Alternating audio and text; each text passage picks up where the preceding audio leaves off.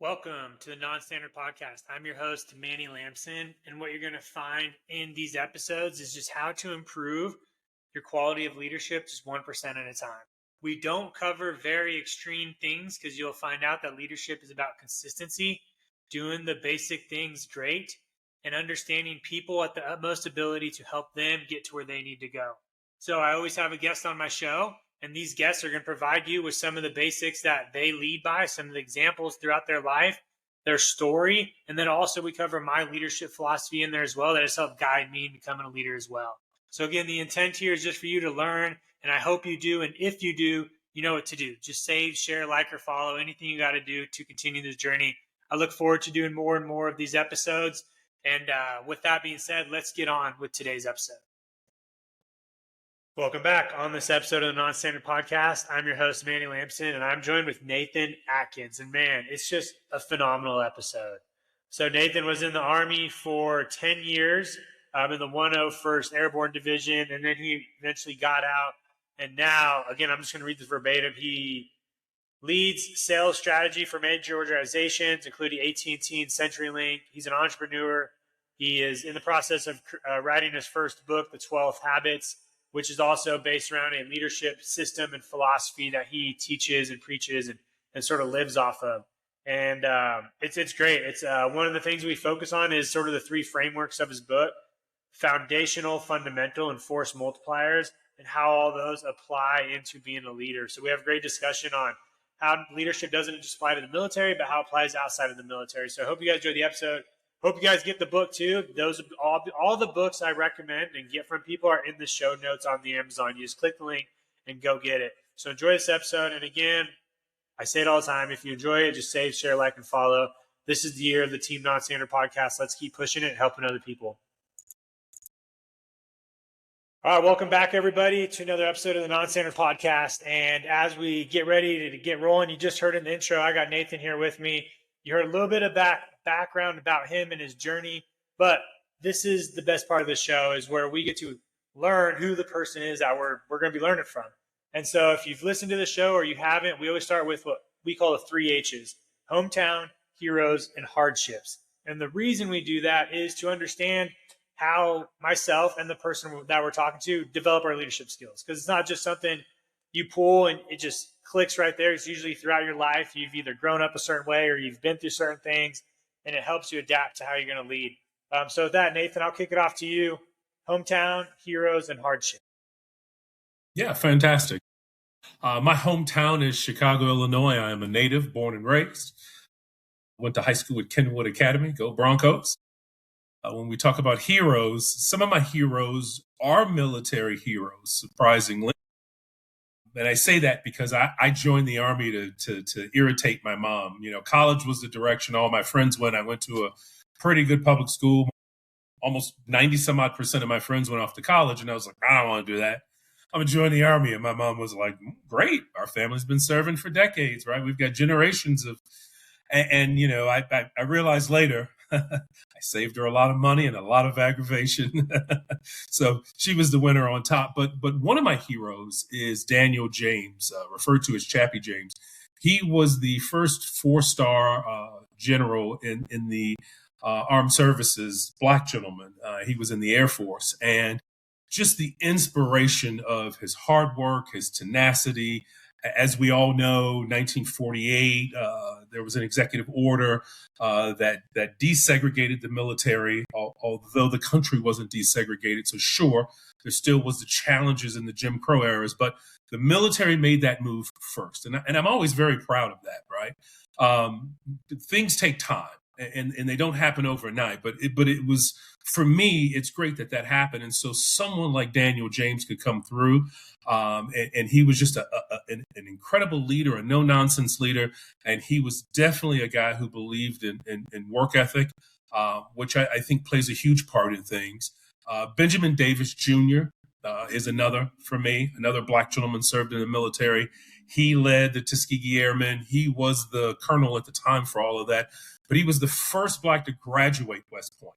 And what stood out for me was his ability. So imagine this. He went through 4 years in the West Point, and not one of his classmates ever spoke. Oh, geez. He had to endure 4 years of study and training, developing, all isolated in his space, right? Simply because of the color of his skin. So, what a testament to character, where when we talk about challenges and hardships we have, I don't know many people dealing with that. I mean, that's 4 straight years of some of the most grueling academic and physical work, because academies are not easy places to be. You got to think in the 30s when he went through, we were a much tougher group of people. Okay. So we didn't have as many timeouts back in those days, right? So what a testament, right, for him to go through that. Now, to be fair, his father was the first black general, and he was a reserve general, so he kind of came through a military officer leadership family. But still, you've got to have a lot of grit and moxie to go, I want to achieve this. And even if none of you talk to me, even if you try to make it as hard as you can, I'm going to come through this. And that stood out for me. And then the last person for me is Harvey Golub. Harvey Golub, I'm a big fan of Ken Chenault. He's one of the first CEOs for Amex. But Harvey Golub was a guy who had an opportunity to do whatever he wanted to do. And Harvey was the type of guy who looked at talent, irrespective of gender, race, no matter what. And it's because of leaders like Harvey, right, who have the foresight and wherewithal to say, we're putting the best forward and we're not worried about anything else. We're only putting the best forward. So Harvey, for me, has been a big shining star as to, you always have to have friends and allies. You always have to have people who don't move in the status quo, but move under the meritocracy that we truly wish works. And I say truly wish is because, well, I'm not a fool. I've gotten jobs because I've worked with guys before somewhere. They moved over somewhere else. Because of our relationship, there was an opening. They've pulled me over. This is life, and it's how it works. But, when you have a system that isn't moving certain groups of people, and you have a leader who has the wherewithal to stand up against the wind and say, hey, we're moving people based on talent and talent alone, ability and ability alone, in a company that's a Fortune 500 Wall Street company. I mean, that takes a lot of moxie to be able to do that, because you're braving a lot of factors when you do it. So I really had a lot of respect for Harvey for that. Hardship that I've been through. I'd say the biggest hardship is, when I was in service, I have a service connected disability, which is my back. Blew it out in my 20s, and all through my 20s, I have been focused on ensuring that I don't go to surgery, right? So that means physical therapy. It means weight management. It means, I'm 57 today, so I was 22 then. So that's 35 years. Let me get my math right. Years are adding up real quick. That's 35 years of being diligent and not always super diligent, and the highs and lows. And I'm in the middle of the book that I'm finishing now. Last August, I had a super huge flare up, one I hadn't had in well over 15 years, that kind of sidelined me. I mean, I was bedridden for days, and just, that's the hardship, right? You have to learn to work through. You have to believe that the stretches, the therapy. I got a steroid injection in my back. I hadn't had one in 30 some odd years. So I do get the medical support as well. But it takes a lot of belief, faith, and work on your part to know that you're going to come through and come back. And there's these moments where you look at it and go, is this where this thing puts me down? Is this where this is going to bring me down? Is it going to hold me down here? And just the sheer will to fight through that and go, no, not this time, or not yet. It may eventually get me, but not today. Today I'm pushed through. So back on my feet, books back on track, excited about all of that. Man, that's cool. Well, not the hardship, but like just all the leadership nuggets you dropped sprinkled in there. And a couple of them I'll reemphasize. You talked about, having to battle yourself for 4 years alone, especially in a world now where we're so surrounded by people, and connections. There's one word you threw out there that I really like, and that's grit. It's a phenomenal word. How would you express grit to somebody who may be listening, being like, nervous about having grit, or maybe they don't think they have it, because that's what I've learned too. Some people just don't think they have grit. Maybe they've never been put in that position where they had to just like give it their all, or they're just not going to make it. So what are some things you can provide? Yeah, so here are some of the things I share with people about grit. There's no magic, right? One of my favorite movies, Wedding Crashers. Nature and nurture, nature versus nurture lodge. Nature always wins. So people believe that leaders are born leaders, or people have. And here are some things I do talk about, right? As you're reading Elon Musk's book, or if you're reading Buffett's book, or if you're reading Gates's book, or if you're whoever's book you're reading, right? You can follow their blueprint all you want, but you don't have their DNA. I don't care if you shoot 1,000 free throws after every game or practice or whatever. Michael Jordan has a DNA that you just don't have. So hard work and preparation, yes, it'll be talent if talent's sitting on its stuff, but there's a certain level of things that you don't have. But grit isn't one of those things. Grit is just simply saying to yourself, I don't know. I'm not sure. It may not work. But here's what I'm willing to do. I'm willing to press forward. I'm willing to lean forward. I'm willing to, if it takes me step by step, leap by leap, hop by hop, no matter what it is, I'm willing to say, this is my direction, right? And I'm heading in this direction. And I recognize that it may or may not work. I recognize that it may not move as fast or as efficiently as I like, but I have a desire. And once that internal drive starts kicking in, all you have to do is lean forward. Don't lean back, lean forward. Let your internal drive propel you forward. Just lean forward, because there's going to be a lot of challenging days, and you don't get the, last night was Super Bowl. You don't get to hoist a trophy until it's over. So 60 minutes down after down. Yeah, I got it in this game. Seattle got out to a lead, so it looked inevitable they were going to win, but there was no inevitability because the team started coming back.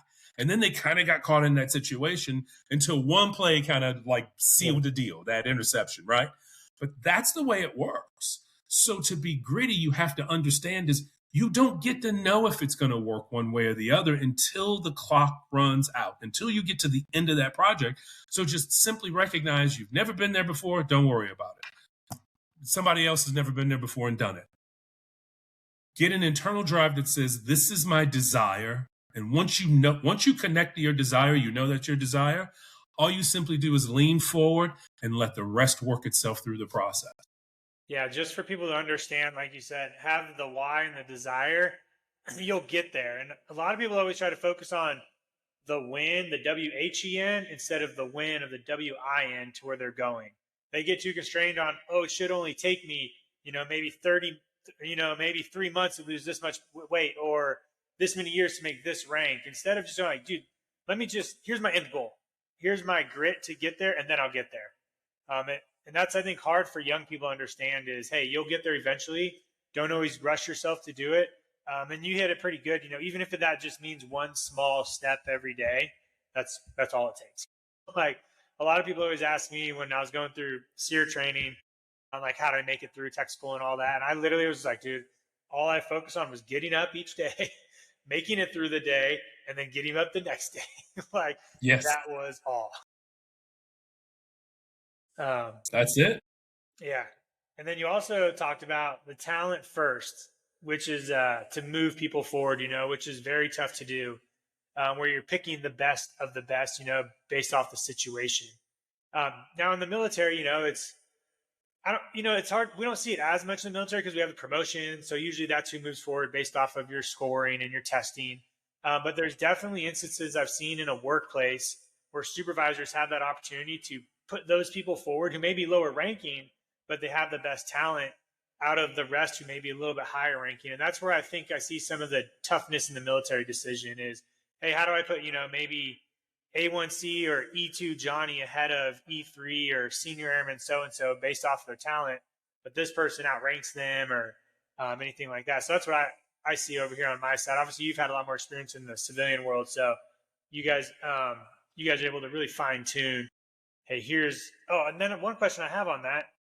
Does it ever come into a factor of getting to know the person when you're making these choices? I assume it does, right?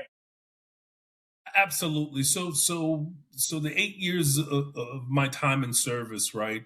And I was an enlisted soldier, made it to the rank of E5, was ready for E6, and just decided I wasn't going to stay. So, um, but in that time, what I saw was the system is pretty straightforward, right?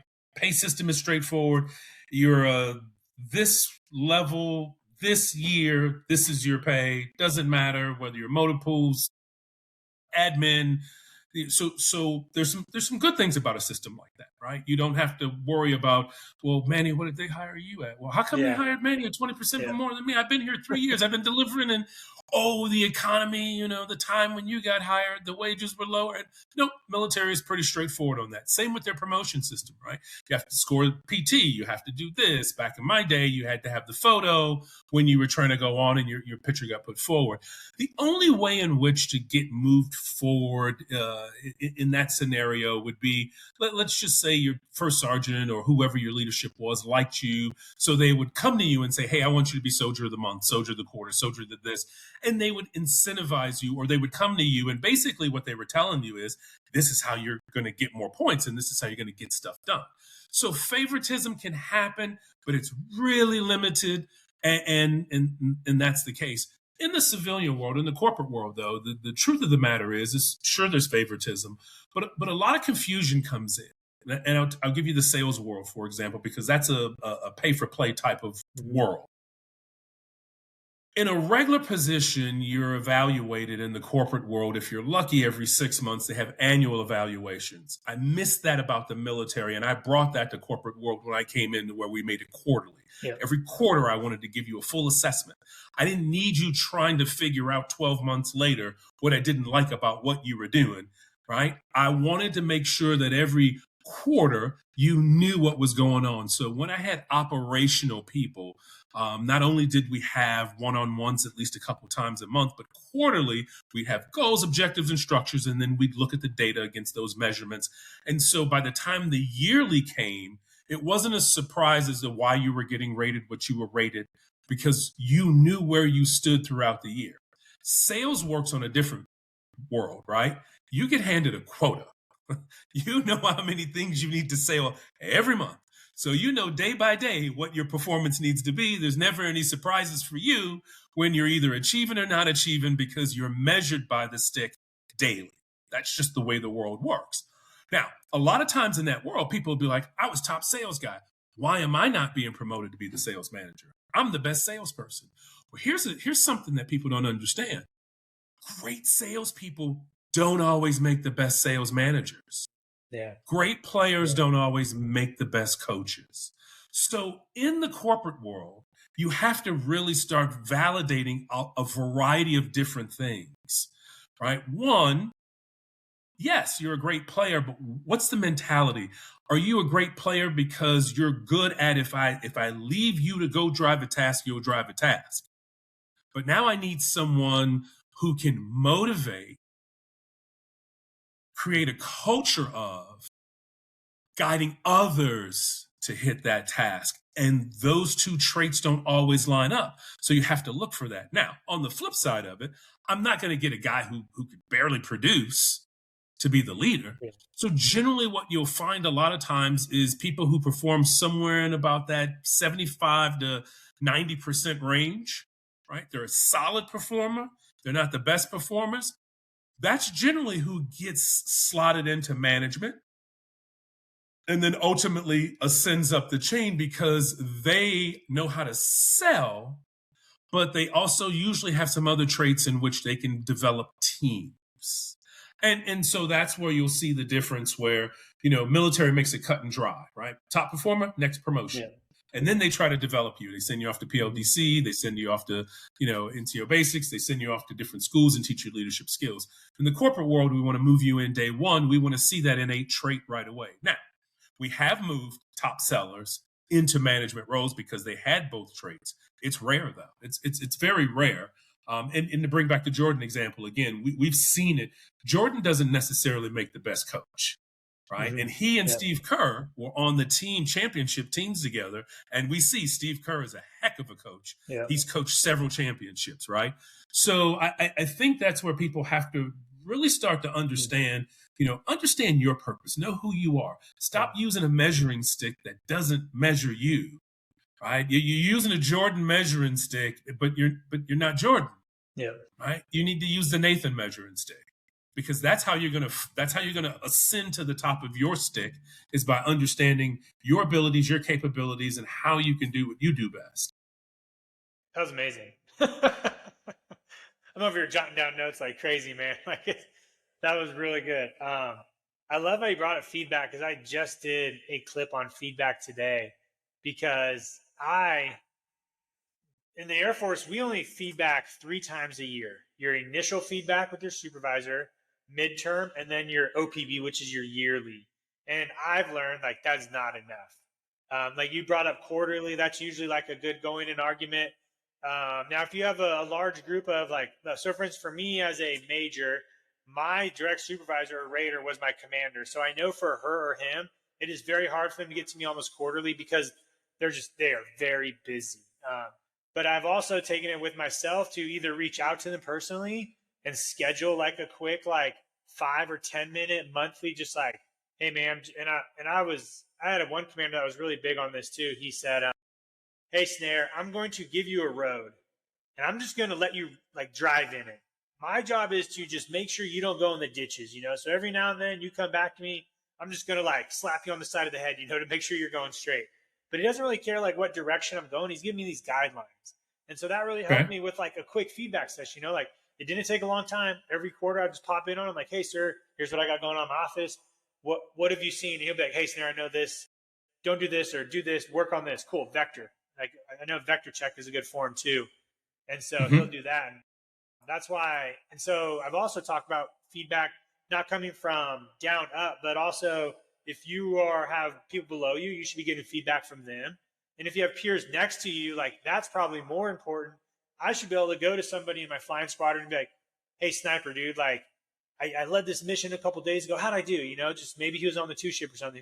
Oh, Snare, dude, I noticed you did this. I like how you did this, but let's fix this. Perfect.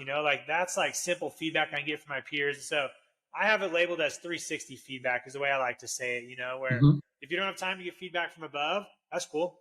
Reach down below. Maybe there's someone below you you're leading that you can ask them for feedback. And maybe they tell you hey, sir, I don't like it that you are direct with me during feedback sessions. I like to be maybe just just taking a little bit easier, give me the nice sandwich and then I'll do that. But then Johnny over here loves it when I just I pull him in the office, I yell at him really quick, tell him what he did wrong, and he goes out and fixes it. Because they may not tell you that in a feedback session. They may leave that one and go, oh, I don't like what he told me, and you don't know. And so I like how you brought up the feedback, because that's something I've seen a lot of improvement in my past few years that I've really focused on, just that one small detail. Yeah, leadership style. I mean, usually, I've had what I consider more of an operational role where, I led one of our call centers. So I had all the supervisors and then, all the callers, and you would talk to all of them. And then you've got a roster of 20 to 30 people. There's no way you can touch that many people. It just doesn't work. In different roles that, I lead in larger roles, right? Generally, we limit that role to 6 to 10 people, depending on the revenue that we're carrying and the professional level of the people that you're leading. And that's what's going to be the difference in that scenario, right? So 360 feedback is something I've used a lot because grad school taught me about that. But I will tell you the one thing, and it's even in the book that I'm putting it through, is so what I learned in the Army was after action review. Whenever we ran a mission, we always said, the commander would always go, here's our mission, here's the goal, here's what we're doing. And then when the mission was over, we always broke down in groups. Senior sergeants and the platoon leader would come and pull us all together and go, okay, here's what we were supposed to do. What did we get done? And we'd get feedback from different layers of who's in the role, right? And then we'd go, okay, what did we do well? What needs improvement? And now that we're complete with this mission, what do we think we'll do next time to make this mission better? Because as you know, we do a lot of rinse and repeat in the military.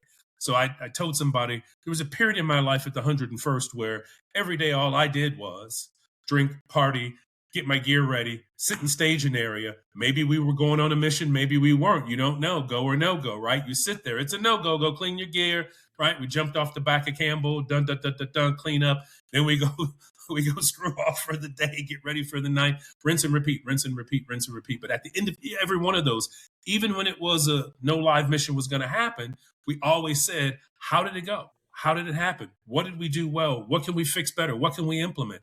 Sometimes it changes what gear we carry. Sometimes it changes how we structure stuff. But you're getting that grounded feedback, and you're getting that immediate feedback as well, right off the missions. And I find for commanders, those were super helpful for them to when they were planning and staging the next mission. Oh, okay, let's put the staging here. Let's cut the readiness time over to there. And this is how we can get through those missions more effectively. So after action reviews, I've never let that go. I've just found a way to weave it into the corporate world, change the language so they would better understand it. Yeah, that's sort of how I take our debrief from our flights. Every sortie we fly in the B1 with 4 people, we sit down. It's almost as long as the flight. It's 2 to 3 hours long where you're nitpicking, hey, when did we take off? Why did we take off 5 minutes late? Why were we late 3 minutes to this target, and there's no rank in the room. I've flown with wing commanders. I've flown with, other instructors. And once you in the debrief room, you mess up, you're honest about it, you learn from it. But when I went into a flight commander job outside of the flying community, there wasn't a lot of that. And so I was trying to bring that there, like, hey guys, let's debrief the day. And it can be as simple as these small sections, just gathering up at the end of the day, be like, hey, how much kits did we get done, or whatever their job is, and just learning some lessons, And, the biggest thing I learned from all my debriefs is, hey, I may mess up once, but my thing is to never do it again. That's right. That's what I always try to focus on if I mess up. Like, usually if I mess up, I'll go, has it happened before? No? Okay, cool. I can give myself a little grace period. And then obviously I try not to make it happen again, but I also try to teach other people to not let it happen to them. And that's why I like learning from my debriefs, because then we always do lessons learned in our squadron every Friday. Everybody who flew that week has a lesson learned from their sortie, and they brief it to the whole mass of the squadron, so somebody else doesn't make that same mistake. And then that's how we get better too. And so, yes, I've taken your after action reports and our debrief, and I try to bring them into those jobs that don't have them and show them like, hey, it's a simple way just to see growth. Yeah. So I have a nightly debrief tool I give with the book, because the book isn't. Oh, okay. The book is the entirety of the information, but the whole thing was really built around a system. There are webinars that's right now in the process of being built, and things that people can use, tools. I've read many books, and so I've always said I want books that deliver me a very simple, easy to use tool. I had a first sergeant once that said, KISS, keep it simple, stupid. And I couldn't really figure out when I was 19 if the stupid was me or if the action was the stupid. I don't know who the stupid was, but I got the message. Is keep it simple, because the simpler we keep it, the easier it is for someone to do, because I started studying the neuroscience of how the brain works, and we're talking about building habits and all this other stuff. So I address reflection less from a more tantric or cosmic function and more from a operational function, right? It's really as simple as this. What was your high task for the day? What was the task that was most important on your list? I tell people all the time, never have more than 3 things you want to get done in a day. Yeah. Right? More than that, and it's fatigue, you're never going to accomplish it. And so you're just in this mire all the time. It should be 1, 2, 3 maximal, right? Then 3's a lot. You should have 1 primary target, though, for the day that you want to achieve. And then when the day's over, you need to take a few minutes and go, hey, what happened on that target? What are the things that what are the things I liked? What are the things that didn't kind of work out or I thought were challenging?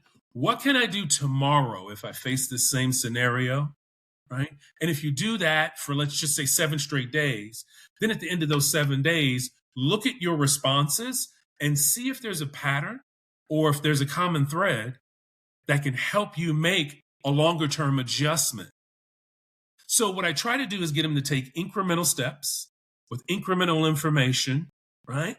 How do we eat the elephant? 1 bite at a time.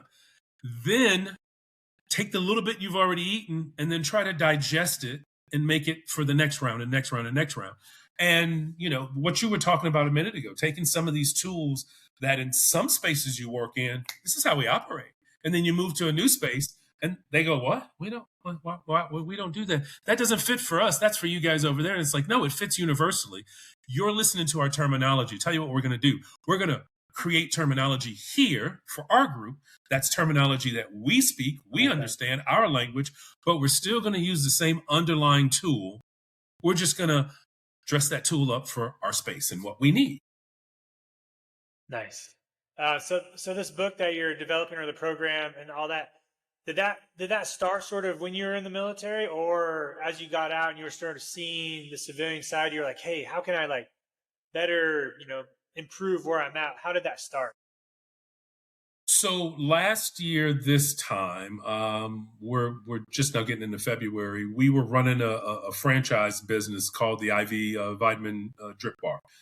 And after 3 years, I made an assessment that I got tired of paying everybody but me. And it wasn't a passion. It was as a business idea. I go, I can invest in this. I like what this is in the health space, these type of things. And it was doing okay. Competition super high here. But it's very costly to pay professionals, nurses, to do the work. And especially since I'm not a medical professional, I can never lean in and reduce my labor cost. So as I closed the business, I never got the Healthy Habits podcast off the ground that I envisioned when I was starting it. And I said, well, what am I going to do with myself when I shut this down? Because I was still at a software company selling for them. And so I let that go, the company go, all at the end of February of last year. And I said, you know what I'm going to do? I've always wanted to write a book. I'm going to write a book. And I'm going to write this book about, and that's how it started. And from there, I began to put the structure around how it was going to go. And it was about developing habits and which habits. And then I started looking at some of the neuroscience of how the brain works. And as I was doing that, I started going with these habits, these 12 here. And so how do I put these together? How do I create these pillars? And then I created the 3 pillars, which is foundational, fundamental, and force multiplier. Force multiplier, obviously being more of my corporate business driven side, things like revenue, systems over chaos, resilience, and leadership. However, these things apply across the board. And so it's my job to write this so that it's not just for some Fortune 500 worker, executive, or whomever. It's for how you can run your house. What does revenue mean for the house? Yeah. Right? What does revenue mean in general? A lot of times people confuse revenue and making money. They think revenue and making money are two of the same things. I've explained to people, you could be in business for 20 years and never make money. Mm-hmm. As long as you make enough to keep the business running, that's what revenue is. You may never put a dime in your pocket, but your business is still open and you're still a business person operating a business. And many small businesses operate that way. Much to people's surprises, when they see it closed, they're like, I thought that place was doing well. It's like, yeah, well, no one hangs out a banner that says, hey, here's my dirty laundry, right? So, but yeah, that's kind of how the book started taking shape and taking flight. And then, of course, relationships. I have plenty of people whom I revere and respect.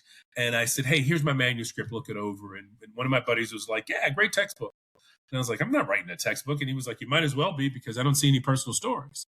And I was like, he was like, don't give me no nonsense. He was like, you got plenty of personal stories. He was like, nobody wants to read a book, right? That isn't going to get them connected. And if it's coming from you, they want to know you. They want to get it from you. They want to understand it from you. And that kind of is how the book continued the transition. One of my other friends, when I very first started, he was like, you're going to rewrite this at least 8 times. He was like, just be ready. He was like, because you're going to think it's ready and it's not. He was like, you're going to think it's ready and it needs this. He was like, and you also got to be careful too, because you can stay in rewrite mode forever because we don't look for perfection. Yeah, right? And so the MVP thrown out there. Yep. When the story integration happened, that's when it got to be, I kind of probably 3 or 4 weeks after talking to him, a story kind of came into mind. Once when I was a private on a flight line, standing guard, freezing my tail off. The heater was broken. I was in Wiesbaden, Germany on a flight line, 3 a.m. in the morning. And my sergeant rolled by and I'm like, hey, Sarge, can you do something about the heater? It's broken there. And he was like, all right, I'll look into it. He was like, but until then, think warm thoughts. And he drove off. And I was just like, you mother, warm thoughts. And, I still had another hour and a half to go. And as I was standing out there, and by no means do I think this sergeant was an insightful person. I think he was just being a wise ass, right? He was like, whatever. But when you break down and stop and think about it, well, what do you really have control over at this point? I mean, you could abandon your post. That would be some trouble you don't want to get, I guess, unless you're ready for it. But the only thing you have is where you put your mind, how you embrace your situation. So I started to think about, well, where is someplace warm that I would rather be than here? And Magnum PI was a big TV show, the original one, back in the day when I was young, and I was like, man, Hawaii, hot babes, beaches, Ferrari, yeah. And so, did I get any warmer? No, absolutely not. I was still just as cold stamping my feet, but mentally, I reshifted where I put my energy. I wasn't allowing my energy to be like, I'm cold, this sucks, this is horrible, and all I was just cascading down a negative hole. Whereas I was like, okay, yeah, this does suck, but I'm gonna try to look at a more sunnier disposition so that I can stay focused on the sun on the horizon until my shift ends versus staying mired in what I'm actually in. And that's important for people to understand. I'm not telling you that you're in your mind, you're going to change the situation. You can, given enough time, but that's not the point. The point is when you keep your mind in a more positive or more neutral or more upbeat way, it gives your mind more ability to serve you better. And there's a lot of ways in which it serves you, right? We can get into the science of it, which I'm not a scientist, and that's why I try not to. But things like, the chemicals that it released, the endorphins that it released, the way in which you feel. So now when duty's over, instead of walking off with this is a horrible moment in my life, it was like, yeah, that's some real BS. The heater was broken and they didn't fix the heater. But whatever, I got through it and I'm on to the next thing. Mm-hmm. It's going to determine which way you're going to walk out of it. And that's on you. It really is. Yeah, so I asked, man, I love talking to people who've written a book because I say I'm planning mine because I've had people reach out to me and tell me like, hey, you need to read a book. I've read obviously multiple books, Jocko has a great book, I'm reading Carnivore Leadership right now that was just released. And I've started to see the relationship between, like you were talking about, have the stories related, transition your leadership trait to somebody else. And so that's where I'm at right now, is I'm jotting down these points in my career where I could take a leadership trait, explain the story, and then relate it to somebody reading it as, how they can regurgitate it and then apply it to their life. And so it's really cool just to hear other people express that as well. Cause it's just, and it's almost like an imposter syndrome where I'm like, man, but nobody's going to want to read or listen to my stories. But then it's funny because I say it to myself, but then every person I have in my episode, they go, I don't have a good story. And I'm like, dude, everybody has a story. And that's the thing about leadership is the smallest story where it could be just somebody sitting in the cold, thinking about warm thoughts, everybody can relate to and be like, oh, I've been in a shitty situation where I just had to think of something to get me through it. And here's how I can use that. Yeah. Yeah, I know. Absolutely. Absolutely. I mean, listen, I'm a big guy. I'm a lot smaller because over the last almost 3 years now, I've shed about 45 pounds, and gotten more focused, in getting myself physically healthier from a standpoint of quarterly blood draws and balancing my hormones because of my age and, taking certain things to help for recovery on different stuff. But I've spent a good chunk of my life being shoved in. So most of my life, I've been 6'4", 260 plus, big, broad shoulders, athletically built, right? So if you've ever been in an MRI tube, not the open ones. The open ones are nice, but the open ones are usually broken all the time. So you got to go to the old school ones.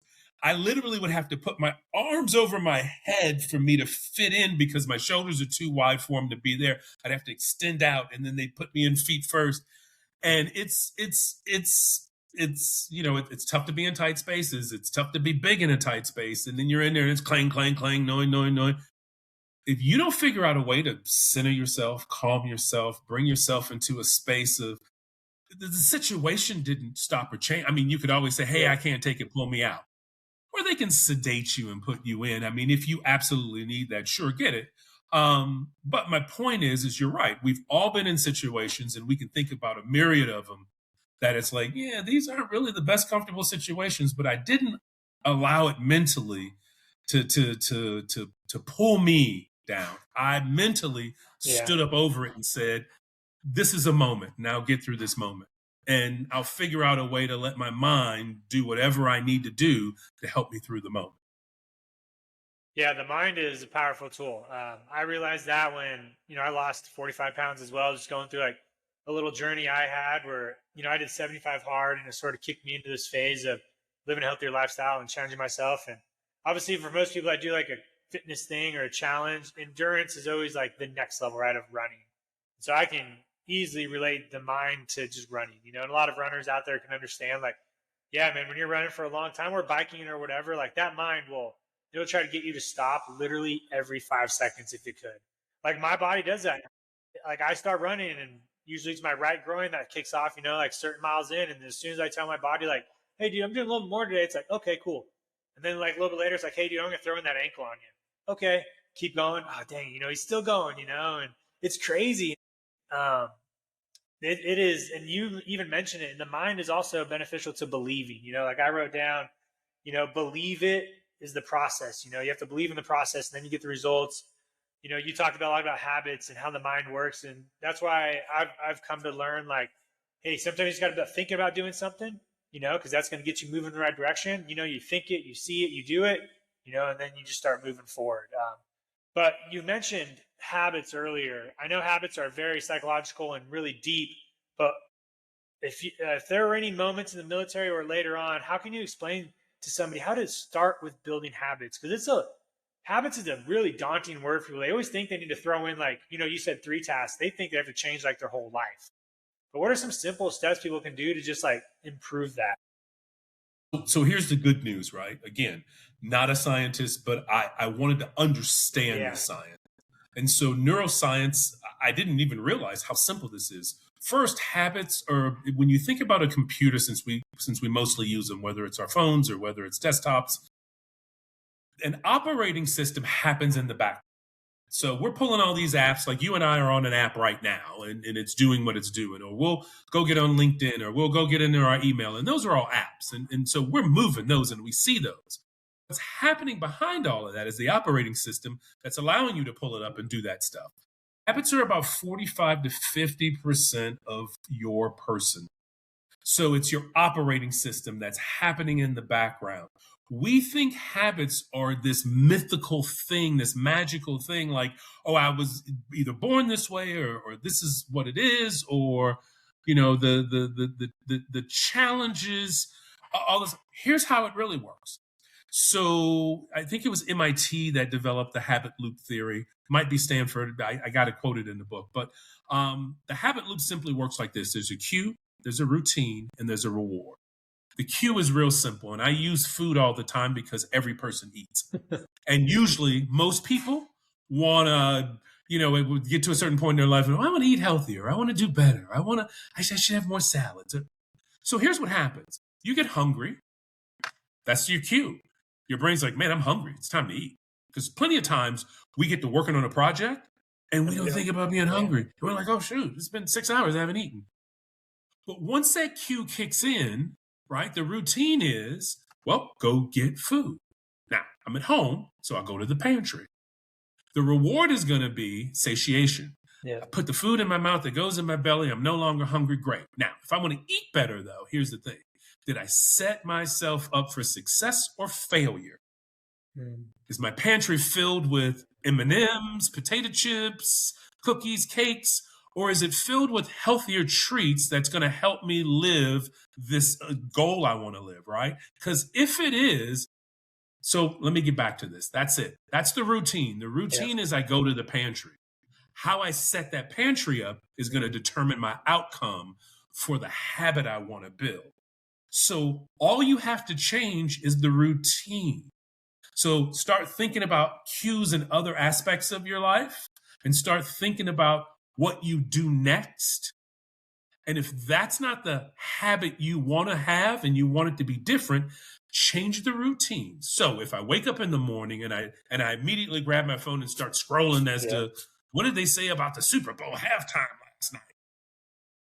I really don't want to be in that habit of doing that. How do I change? So here's something. Keep a book by your bedside and make it where your routine is when you wake up, cue. The first thing you do is grab the book you want to read and read three pages, 1 page, 10 page. Keep it simple. It's got to stay simple, though. It's got to be so simple you could trip over the bar and win. And people go, well, what's it? Here's what that's going to do. We stack on wins. We don't stack on losses. So you got to make it easy to win. So I feel like this is worth my energy and time, and I'll do it again and again and again. So consistency is the key. So that's how you do it is you change that routine with something so simple that you can't fail. A glass of water. I drink 8 ounces of water first thing when I wake up. That's now my new habit. And it starts to restructure how you operate. And that's how you begin to build your habits and how you change one habit into a new habit. It's not a moral failure. It's not because you lack the willpower. Your brain seeks the easiest path of resistance. And what's been easiest is, well, I know when you open your eyes, you like to get your phone and do this. If you go, nope, when I open my eyes, I'd like to grab a book and read 2 pages. Your brain will go, okay, that's the new you. And you build a new identity. So I start from the standpoint of identity. Who do you want to be? Right? I know who you think you are. Maybe you don't even know who that is, but irrespective of it, who do you want to be? Well, then let's start working towards being that person, because you can be who you want to be. You're not stuck in whatever you were raised as a child or whatever people see you at right now. The thing about it is, though, is you have to take some actionable steps to make those transitions. And those actionable steps have to be small, incremental, and they have to be repeated on a consistent basis. So I guess since this all ties into your book, give us a synopsis of, like who's it for, what's it developed to do? So what is it? So my big audacious goal is the reason why I've tried to make sure it's super simple and implementable is that I want my solution to impact 100 million people around the world. I think people can find their purpose and their identity. And I think that's a big challenge. Who's it for? Originally, the writing was designed for high achievers, right? Because they have a tendency to burn out because they just bump. And they have a tendency to burn out, or people who are trying to mimic high achievers. People say all the time, well, so-and-so, I don't know. They might be smarter than you. They might be more gifted than you. Here's the thread that I do know that they have that lets them continuously see success is they have a system. They don't try to wing it. Yeah. You haven't been going to the gym like you should in the mornings, but you want to start going in the mornings. They don't just wing it. They go, you know what? I'm going to lay my clothes out in the evening. I'm going to have my water bottle ready. I'm going to have the whatever I put in, the creatine, any of that stuff. Whatever I need to do for the morning to get prepared, I'm going to have it ready. My system is going to make it so failure is super hard. All I got to do is open my eyes, jump in my clothes, grab my water bottle, get in my car, off to the gym. Creating systems. So the original structure was for people who want that to do that high achievement, but it is truly written for the common person and to help them really expand getting to their purpose. Because remember, I'm not writing a book that's going to tell you how to be CEO, how to be a billionaire, how to be the best husband. I'm writing a book that tells you how to find your purpose. So I don't know who the best you is, and you have to figure that out. And I'm handing you a tool and a way to implement that tool so you can begin that process to get to being the best you are. Maybe you become the best dad ever, right? Never miss a game, all those type of things, right? Whereas before you weren't. And that's really who the book is for. That's cool.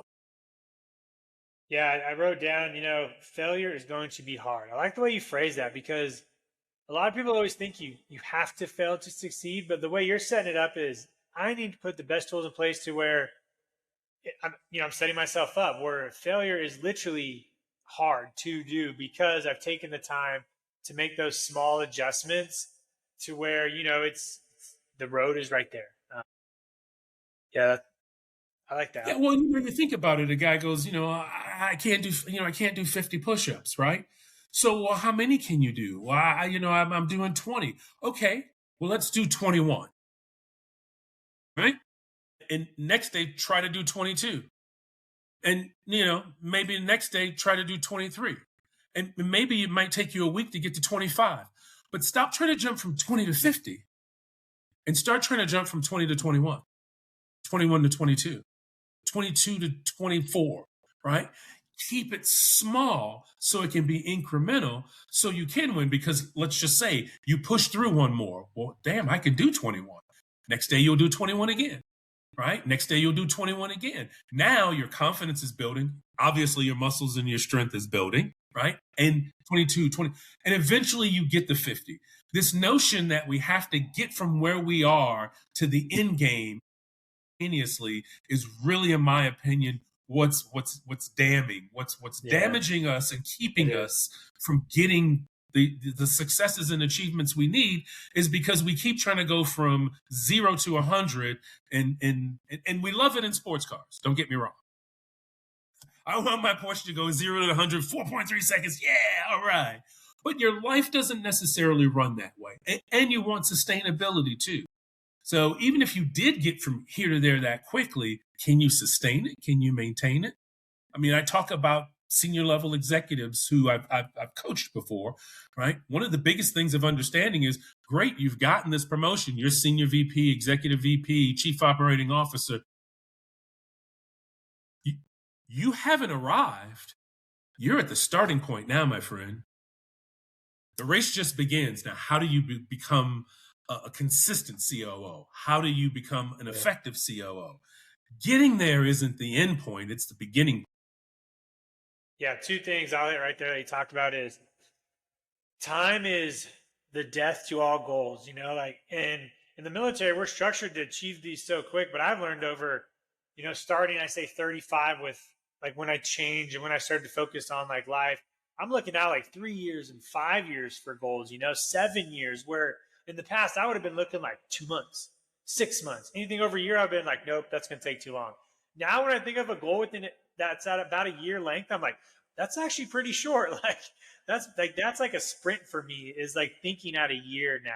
Now I'm thinking like 3 and 5 years down the road, like, okay, if I'm going to do this, here's how I get there piece by piece in 3 years.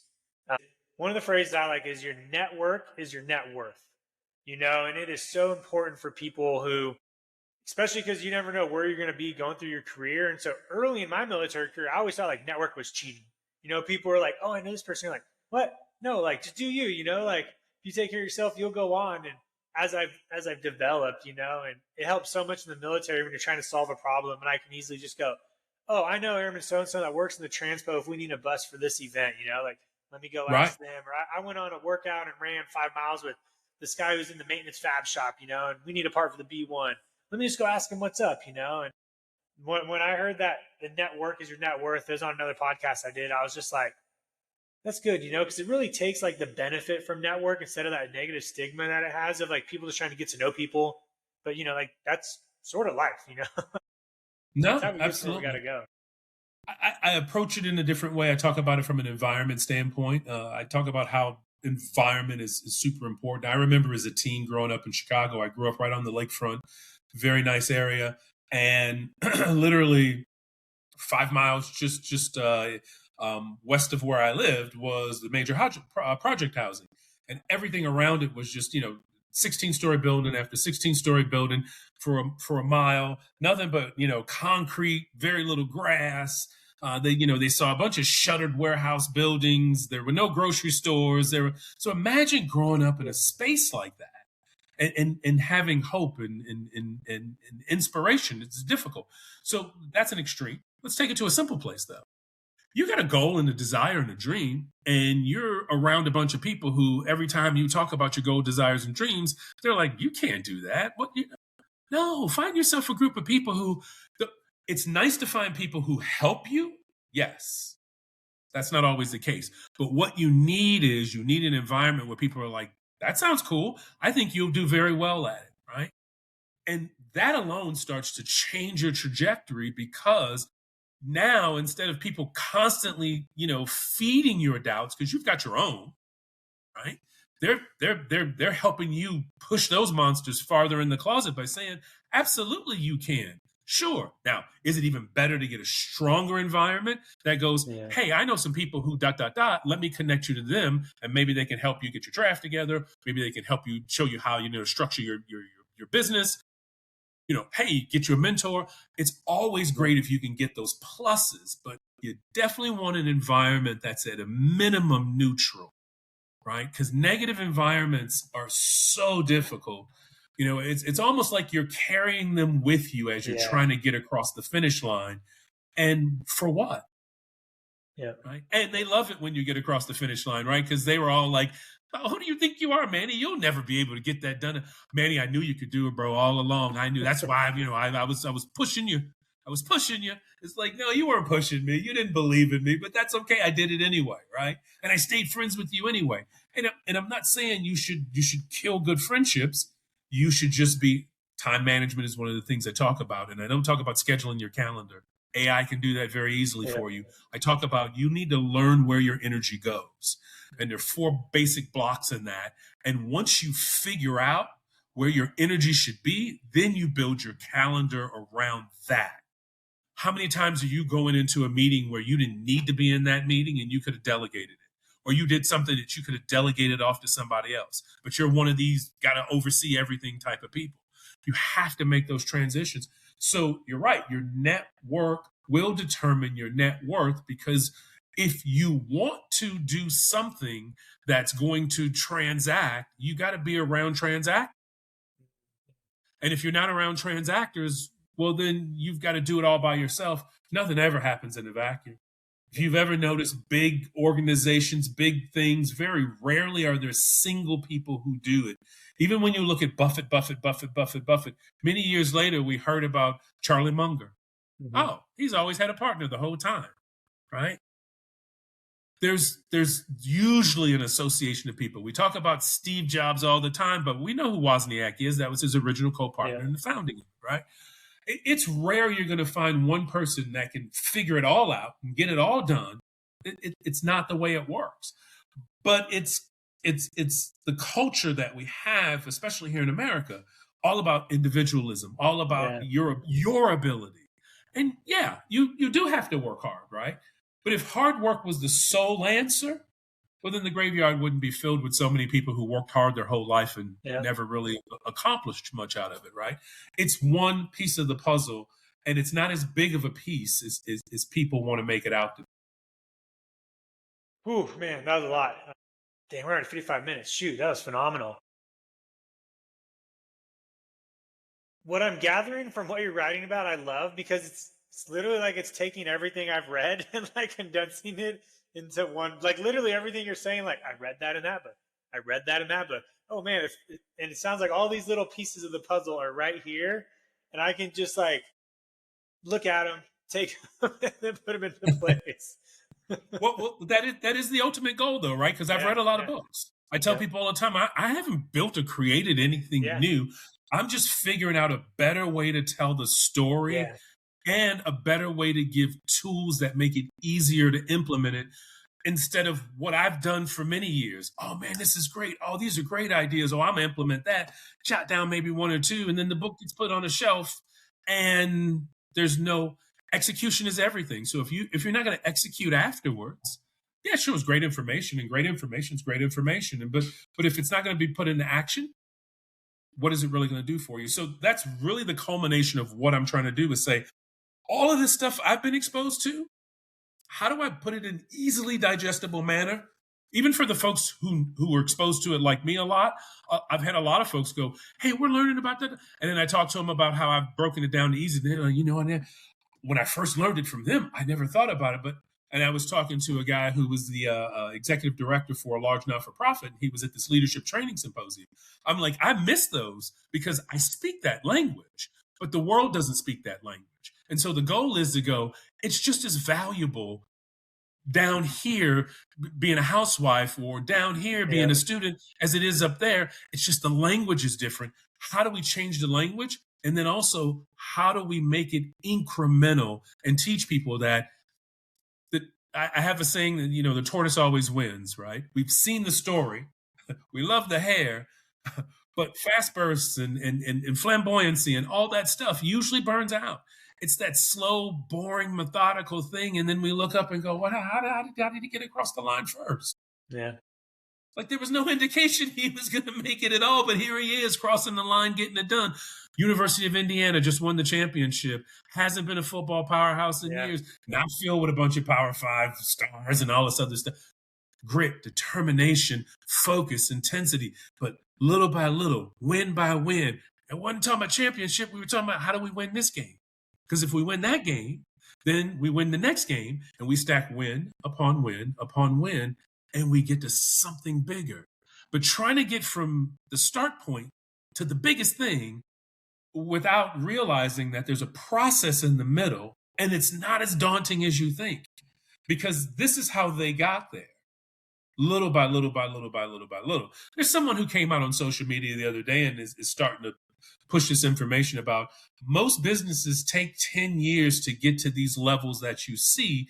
You just didn't see it for the 8 or 9 years they were building it. Now you're like, oh, overnight celebrity. And I think Bad Bunny was the catalyst for it, right? Talk about he was a cashier clerk and now he's this global megastar. And generally it took him about 9 years of putting his stuff together. And they're like, that's not uncommon. That's the more common thing, but that's not what we push or preach. What we push or preach is 12-minute abs. What we push or preach is, you could be, a fat slob to being a stud on the beach in 90 days, right? It's like, my bodies don't usually work that way, but okay, all right. It sounds like a winner, right? But I like it because I want to buy the sizzle, the old school, sell the sizzle, not the steak. Well, I think I'm in the process of trying to sell the steak and trying to minimize the sizzle. Sizzle's important. Yeah. It's good to hear that sizzly food when you get those fajitas coming. You're like, what's that, right? The smells but realistically, the steak is where it's at. Yeah. And so how do you get to that point? And it's also understanding what is your point though, right? Not everybody wants to be immensely wealthy, right? Some people just, hey, I want a paid off house. Yeah. There's a way to do that. Hey, I want a new car. There's a way to do that, right? And there's a process for it, and it's a lot simpler than you think. Nice.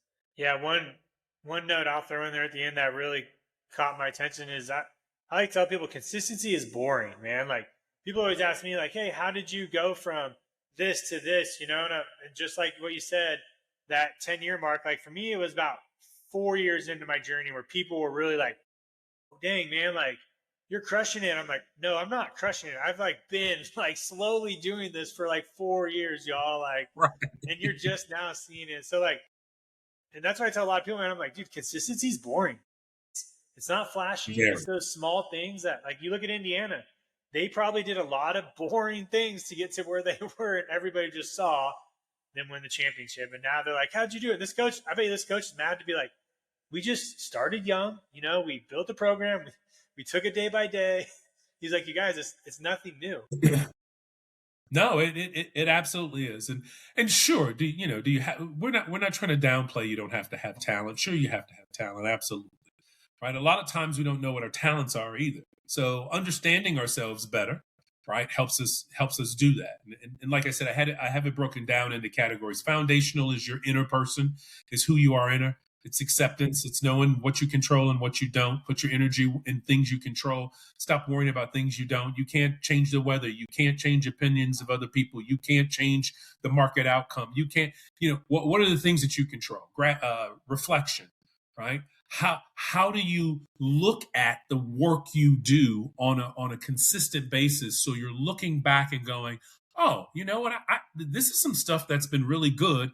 And then I can find patterns and I can now start to go, well, this is where I shine the best. I should be doing more of this, right? But how do I know it if I just do it every day and then just throw it in the file cabinet and never look at it again, right?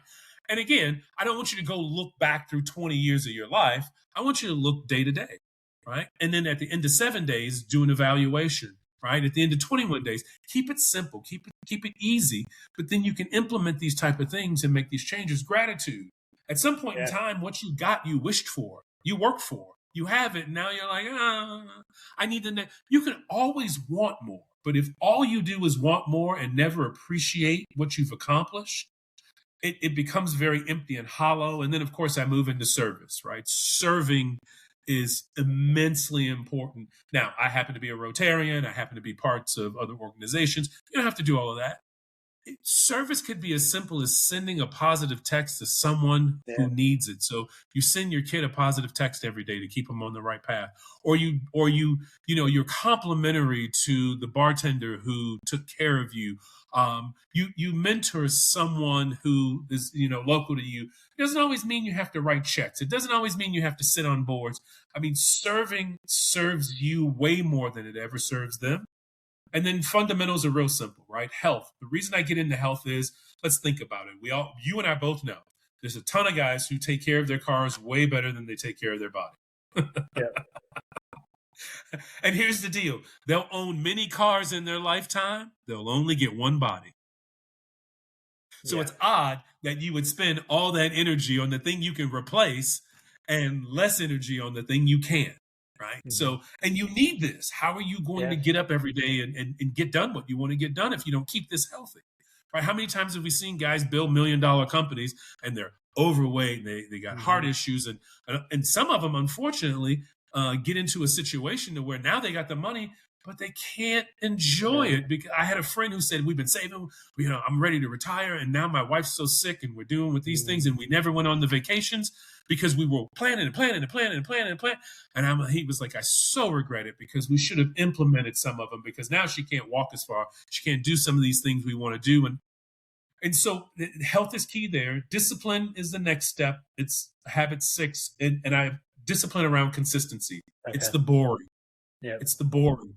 It's momentum. It's not motivation. Motivation fizzles and fades. It's a feeling. Momentum is a process, and it's the process of consistency. That's discipline. It's not being tough enough to run through the wall. It's being tough enough to put a little bit on the table every day and watching that accumulate. You know, that old MLM thing. Would you take $1 million or would you take a penny a day doubled for 30 days?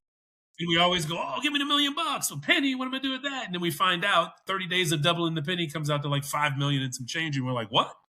And that's consistency. That's the crazy part about it, right? But it doesn't look so pretty day one or even halfway through, right?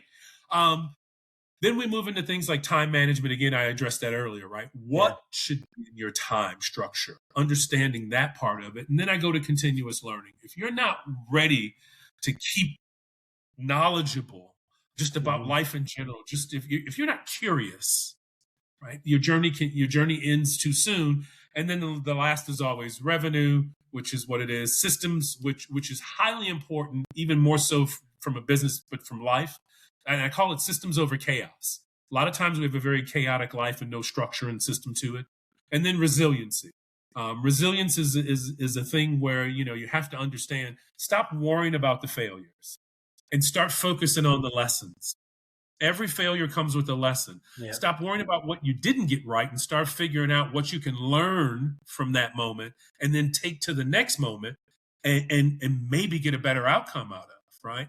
And then last is leadership. Leadership isn't about titles. I don't even know how to begin to tell people, right? Sure, you get the title, people follow because they get paid to follow you. Leadership starts with you.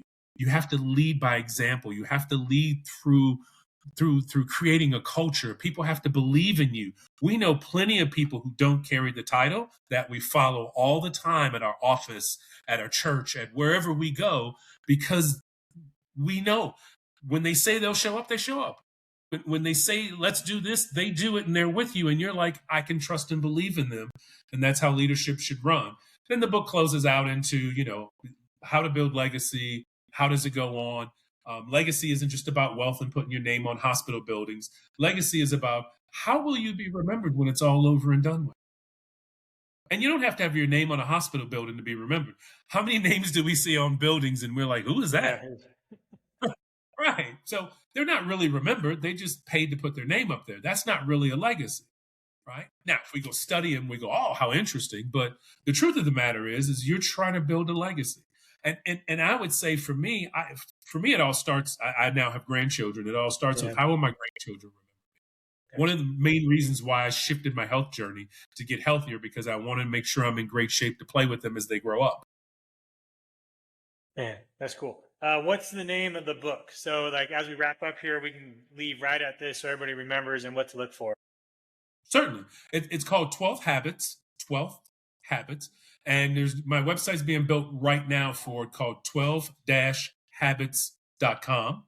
And that's where everything around the book is going to be. And that's the website that I'm using. So the guys are building it out for me right now. We're going to start launching before the book even comes out, so there can be pre-order stuff. But there'll be some series and tasks and things that people can sign up for in a subscription to get access to webinars and different tools that are there.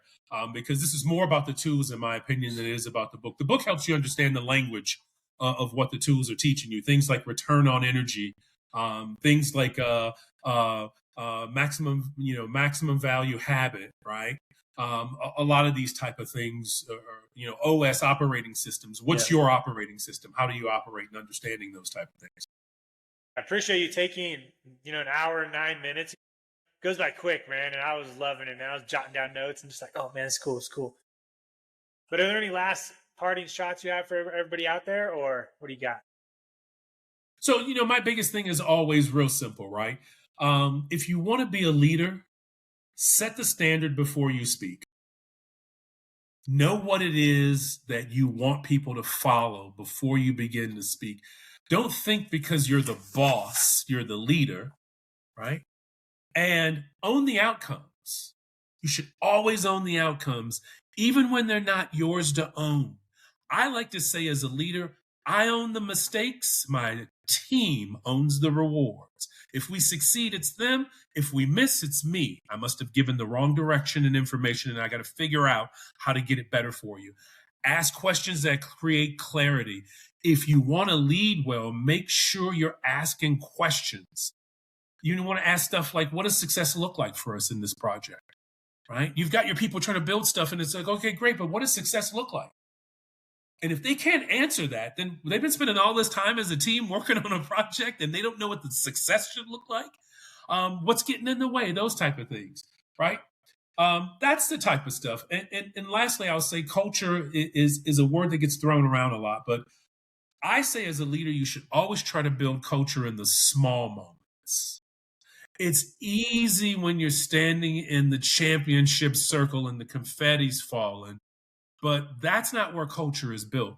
Culture is built in the small moments. And so every time you have a chance as a leader to reinforce your culture in those small moments, and you'll see that culture begin to operate and build on itself. Man, that was good. Shoot, that was really good. Thank you. Yeah, no, my pleasure. With that being said, just for all those that listen, thank you. Nathan, I'll drop your info in the show notes when I build this out. And I appreciate your time. And with that, man, I just want to say thank you, and we'll hit the pause button. We'll chat on the side, but that was a great time right there. Fantastic. Thanks for having me on.